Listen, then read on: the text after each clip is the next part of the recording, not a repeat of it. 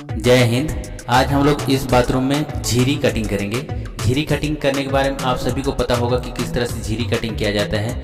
फिर भी मैं कुछ छोटी छोटी बातें हैं जिनको मैं आपके साथ चर्चा करना चाहता हूँ। झीरी कटिंग करते हुए कुछ छोटी छोटी बातें होती है। देखिए, झीरी कटिंग करने के लिए सबसे पहले आपको इस तरह से ग्लव्स पहन लेना चाहिए हाथ में, और मास्क भी लगा लेना चाहिए, गॉगल्स लगा लेना चाहिए। हो सके तो जिस तरह से मैंने कैप लगाया, कैप भी लगा लो, क्योंकि धूल बहुत उड़ता है तो बालों में धूल भी घुस जाता है, आंखों में घुसता है, नाक में घुस जाता है और हाथों में भी चोट लगती है, क्योंकि छोटे छोटे पार्टिकल्स होते हैं जो सीमेंट के छोटे छोटे टुकड़े होते हैं, वो सब उड़ते रहते हैं सीमेंट के या फिर ईंटों के, तो उससे हाथों में भी चोट लगती रहती है, आंखों में भी लगती है। इसलिए सभी तरह से जितना सेफ्टी का हो सके उतना सेफ्टी पे ध्यान दीजिए और काम करिए। देखिए, हम लोग झीरी कटिंग करने के लिए 5 इंच का ग्राइंडर यूज कर रहे हैं। 5 इंच के ग्राइंडर में जो कटिंग व्हील है वो 5 इंच का है।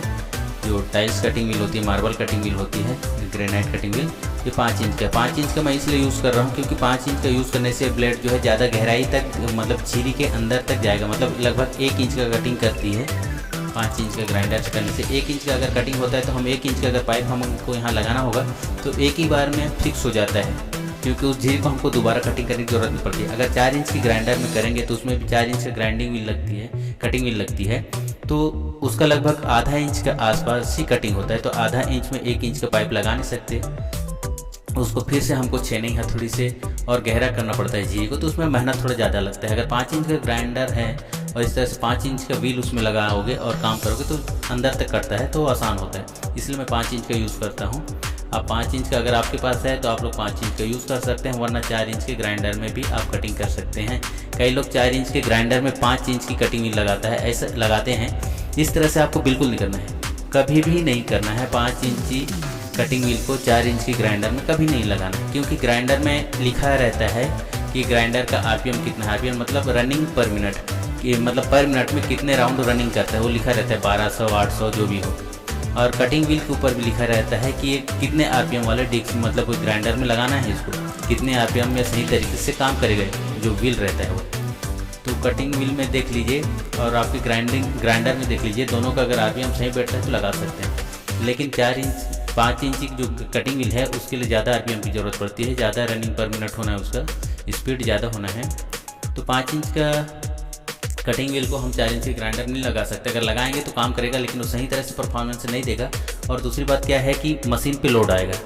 मशीन पे अगर लोड आता है तो आपका जो मशीन 3 साल 4 साल तक अगर आपका साथ निभाने वाला था, वो 3-4 महीना में ही समाप्त हो जाएगा। तो नुकसान तो आपका ही है, उसमें आपको फिर से नया मशीन लेना पड़ेगा।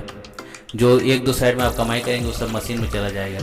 तो इस तरह से आपको नहीं करना है। और दूसरी बात, वाल चेसर की तरह भी कई लोग यूज़ करते हैं कि एक जो मशीन होती है उसमें डबल ब्लेड फंसाते हैं, मतलब दोनों लाइन, देखिए मैं एक साइड का लाइन काट दिया और दूसरी साइड का लाइन काटता हूँ, इस तरह से दोनों लाइन एक ही बार में काटने की कोशिश करते हैं। उस तरह से करने से भी उसका आरपीएम घट जाता है और मशीन पे ज़्यादा लोड आता है, क्योंकि 2-2 ब्लेड एक साथ रन करता है, परफॉर्मेंस भी सही नहीं देता। उसके बाद उस मशीन पे भी लोड पड़ता है, तो उसमें भी वही कहानी है कि मशीन को नुकसान है, मशीन को नुकसान है तो कुल मिला के आपको भी नुकसान है, क्योंकि उसका बजट तो आपको ही उठाना पड़ेगा। तो जितना हो सके थोड़ा अगर लेट होता है तो लेट होने दीजिए काम को, मगर एक मशीन में एक ही ब्लेड और प्रॉपर साइज़ की ब्लेड लगा के काम कीजिए। जुगाड़ वाली काम ज़्यादा दिन तक चलता नहीं है और सही नहीं है। कुछ चीज़ों में जुगाड़ सही है, लेकिन इसमें जो मैकेनिकल चीज़ है इनमें जुगाड़ नहीं करना चाहिए। इसमें परफेक्ट साइज़ की कटिंग व्हील वगैरह लगे तो सही है। देखिए, झीरी कटिंग करने से धूल बहुत उड़ते हैं, डस्ट बहुत उड़ते हैं। तो कई लोग क्या है, पानी पहले दीवार में पानी अप्लाई कर देते हैं, पानी डाल देते हैं। खासकर इलेक्ट्रीशियन लोग, उन लोग प्लास्टर से पहले ही झीरी काटते हैं और दीवार में पानी डाल देते हैं, तो ईंट जो है अपने अंदर पानी को सोख लेता है, उससे धूल उड़ता नहीं है। और लेकिन हम लोग पानी नहीं डाल सकते, क्योंकि हम लोग अगर पानी डालेंगे तो मार्किंग मिट जाएगी। अगर हमारा लाइन टेढ़ा हो गया तो हमारा पाइप लगाने का मतलब जो भी है वो सिस्टम थोड़ा बिगड़ जाता है।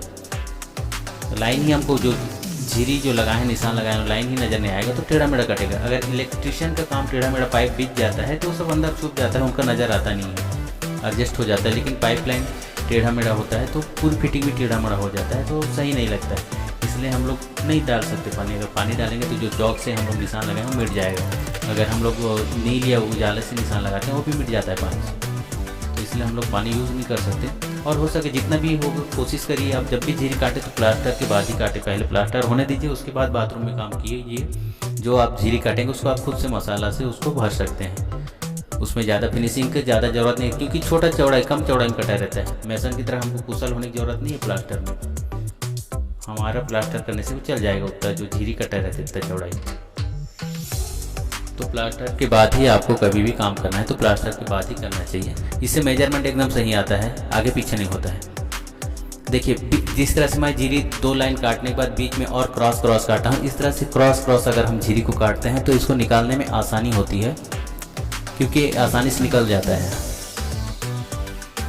इलेक्ट्रीशियन लोग पूरा 2 ही लाइन काटते हैं और फिर सीधा निकालना चालू करते हैं, इसमें थोड़ा ज़्यादा टाइम लगता है, लेकिन क्रॉस कटिंग कर देंगे तो जल्दी हो जाता है।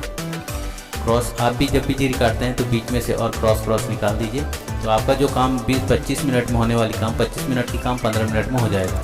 इस तरह बहुत ही आसानी से निकलता है। अगर आप क्रॉस में भी उसको कटिंग करेंगे तो 2 साइड मार दीजिए, बीच में और क्रॉस देते जाइए, ये 2-2 इंच के गैप में, तो 2-2 इंच का पीस निकलते जाता है हलवाई की मिठाई की तरह।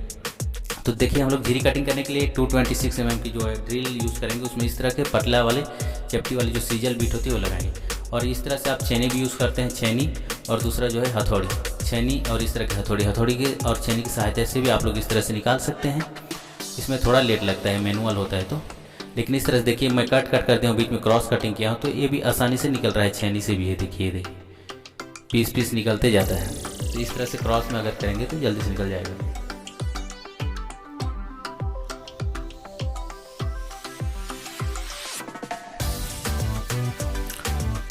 इस तरह से अगर सीजल बीट डाल के हम लोग अगर मशीन से 226 mm, क्योंकि इसमें हिल्टी भी रहता है, मतलब हैमरिंग, सिर्फ हैमरिंग भी करता है ये वाली मशीन, तो इस वाली मशीन आप यूज़ कर सकते हैं, इससे आसानी से हो सकते हैं। लेकिन फिर इसमें भी वही बात अप्लाई होती है जो ग्राइंडर में हो गया था। ग्राइंडर में जिस तरह से 5 इंच का कटिंग नहीं डालना चाहिए, उसी तरह से इसमें हैमर का काम नहीं करना चाहिए इस मशीन में।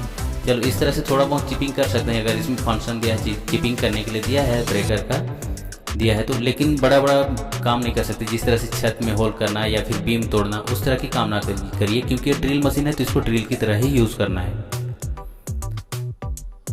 अगर आप इसको ब्रेकर की तरह यूज़ करना चालू कर देंगे ड्रिल मशीन को, तो इसका वही है, कुल मिला के आपको ही नुकसान होगा, मशीन नुकसान होगा तो आपका नुकसान होगा, क्योंकि भरपाई तो आपको ही करना पड़ेगा। सभी के पास, नए प्लम्बर के पास खासकर इस तरह के टूल्स नहीं होते हैं, तो मैं उन लोगों से कहना चाहूँगा कि जो भी आप साइड में काम करते हैं, हर साइड से एक सामान लेते जाइए, छोटा हो या बड़ा। अगर आपके पास सामान सही रहेगा तो आपका काम सही रहेगा, काम बोझ नहीं लगेगा। अगर आपके पास सामान नहीं है तो काम जो है वो करने में बोझ लगता है, इसलिए आपके पास प्रॉपर सामान होना चाहिए। हर साइड से एक सामान लीजिए, कोई भी साइड में काम करते हैं वहाँ पैसे मिलता है तो एक सामान ले लीजिए, दूसरे साइड में काम करते हैं वहाँ पैसे मिलता है, वहाँ से एक सामान लीजिए। इस तरह से आप करते जाइए।